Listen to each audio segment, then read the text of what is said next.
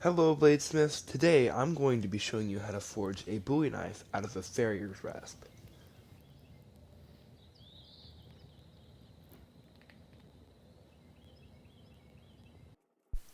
The first thing you're going to want to do is cut off the tang flush with the rest of the stock.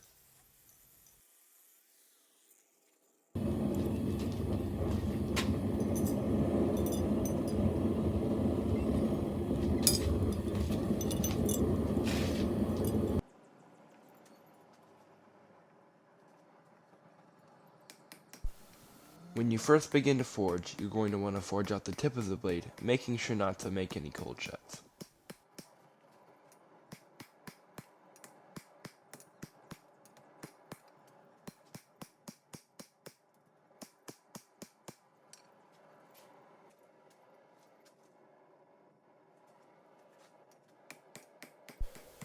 As you're forging, you're going to want to slowly make the curve of your blade longer and longer.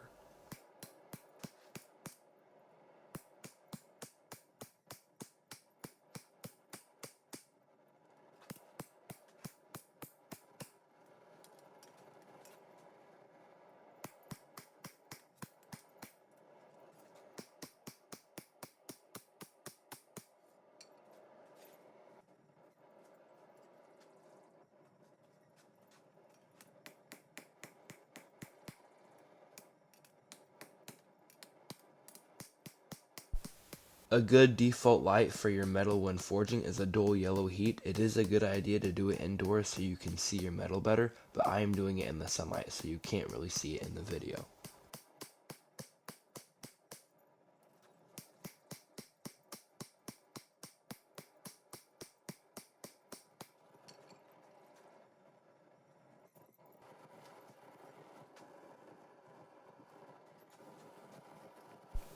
Now you can begin forging the bevels of your blade.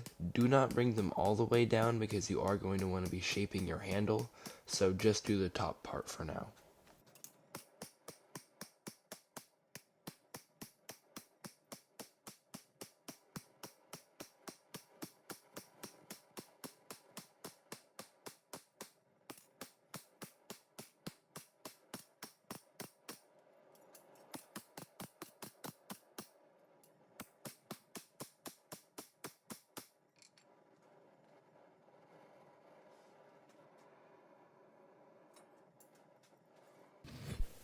And here's the profile of the blade after our first session of forging.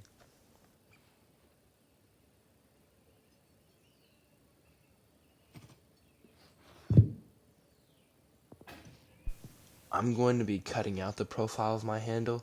A good reminder is 1/4 of an inch from the sides to the handle and about an inch longer than your hand for the full length.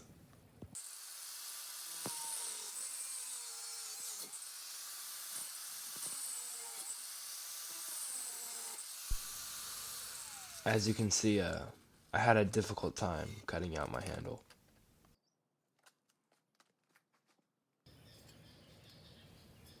And here's the blade after grinding out our handle.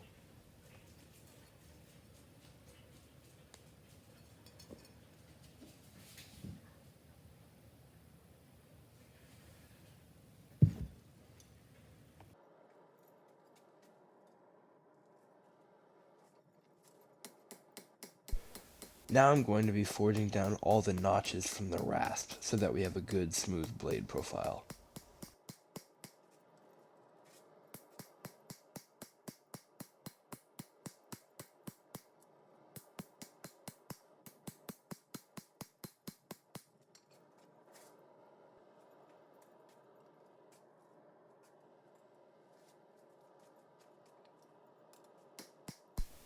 And now you can finish forging your bevels the rest of the length of the blade.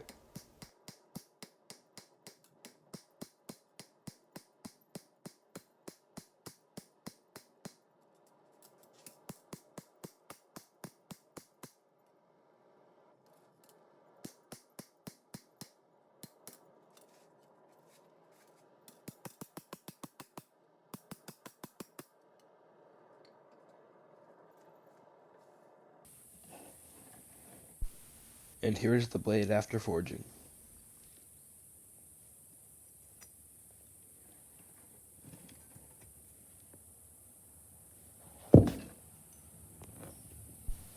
Now we're going to be cutting the recurved tip of our blade. I don't really have a specific recommendation for this, so it's really just personal preference.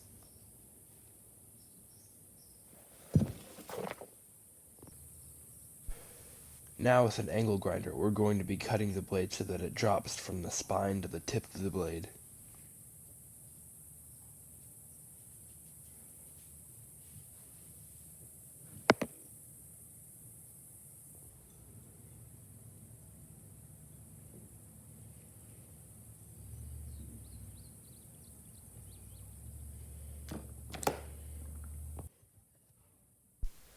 Now with an angle grinder or a belt grinder, you can start sharpening your blade. I personally went from 40 grit to 80 grit.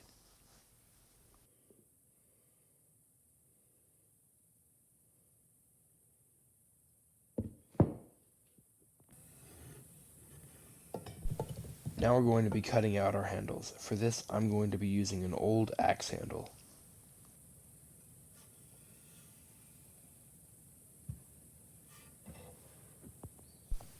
Then I cut a piece off that was the length of my handle.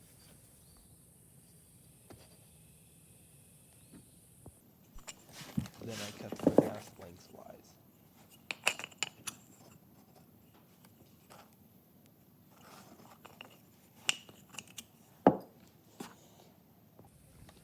Now we're going to be working on our handle guard.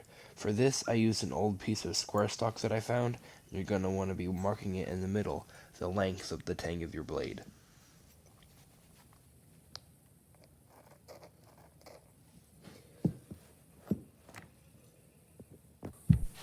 Then with a drill bit that is the exact width of your tang, you're going to want to drill across where you marked.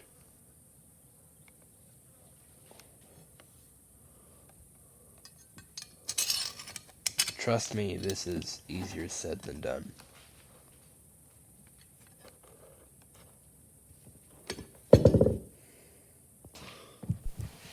Then you can grind your handle guard to the desired profile.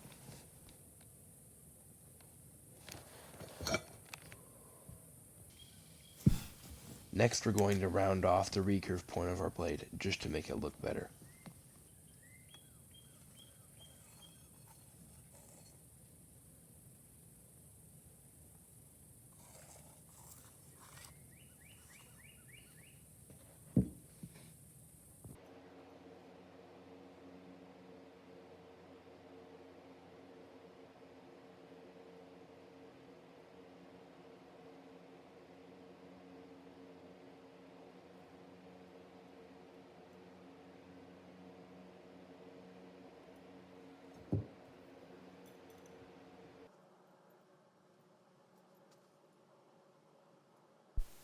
Next, I'm going to be stamping my business stamp and initials into the handle guard.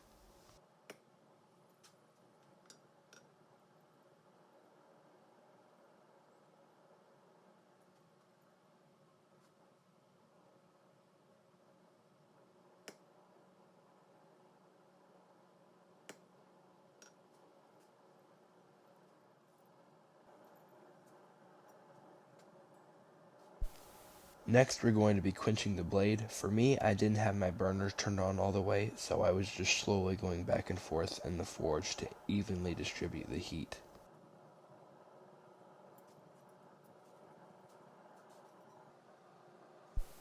When quenching your blade, it's a good idea to get it up to a cherry red heat and to use oil because water is extremely violent on the blade, and I got a warp on it every time I quenched, and I had to quench give or take 4 or 5 times to get it right.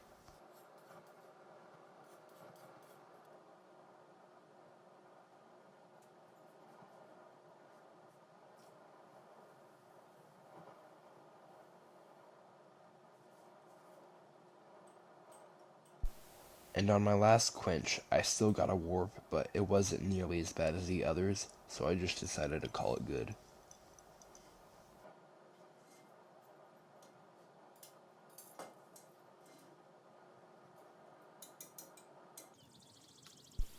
And here's the blade after heat treating and forging.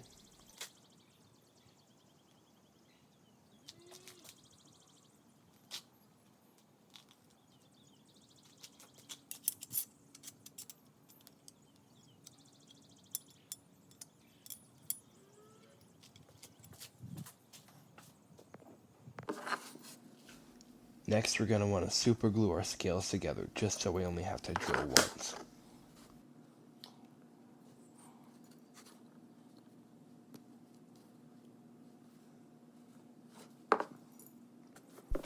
And for this, I'm going to be using screws as pins, and later on I will realize how horrible of an idea this was.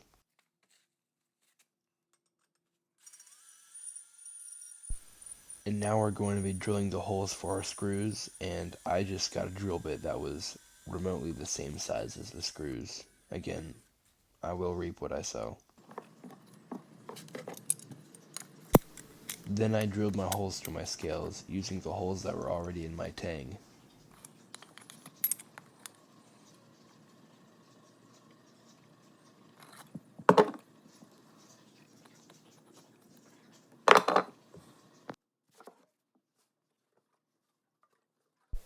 Before you glue everything together, you're going to want to put acetone on the tang of your blade, just to make sure that there's no oil on it, because if there is, it will not glue properly. If you don't have acetone, you can also use dish soap. And the epoxy I'm going to be using is JB Weld. After things are perfect and everything's going great and you get your two scales together, you should feel it. The instantaneous feeling of your heart snapping into two pieces. After about a month of grieving, I decided to give it another shot with two pieces of a 2x4 I cut to shape. Then I glued them together with super glue.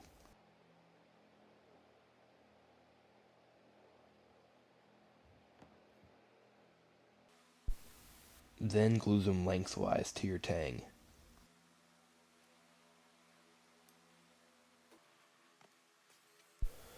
Then you can put it in a vise and drill your holes. My drill bit was a 1/2 inch this time because that's the size of the pins I'm using. And by doing it this way with everything glued together, you should have perfect holes.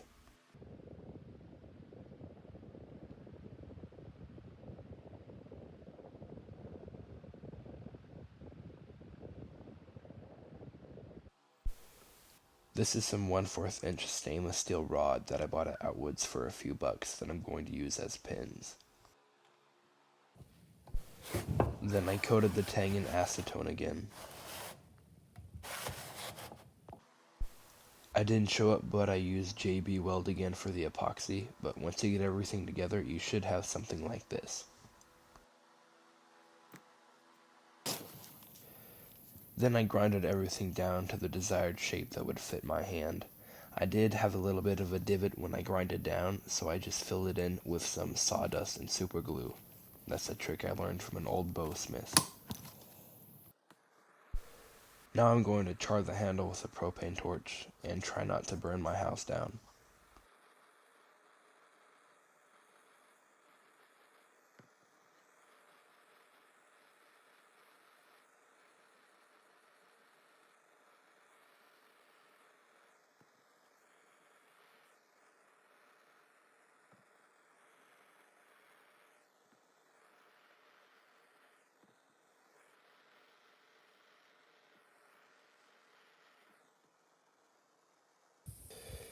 And here's the blade all finished up.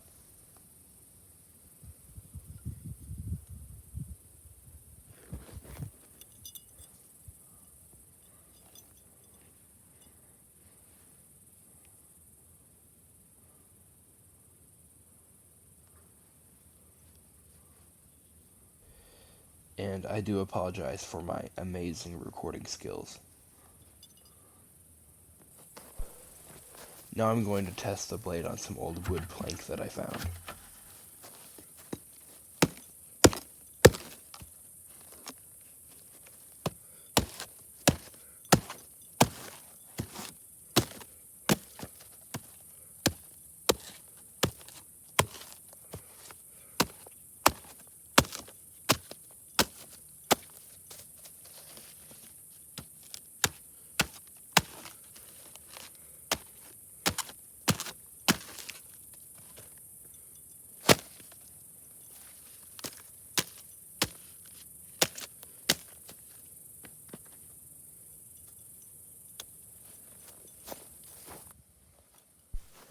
and then I tested the integrity of the edge by cutting through a rib.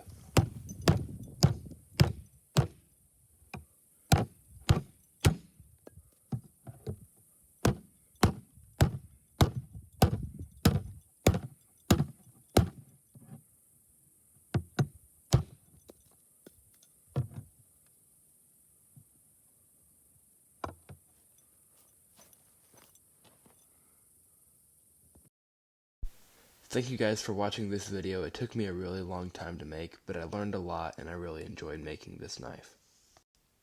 And I will see you guys in the next video.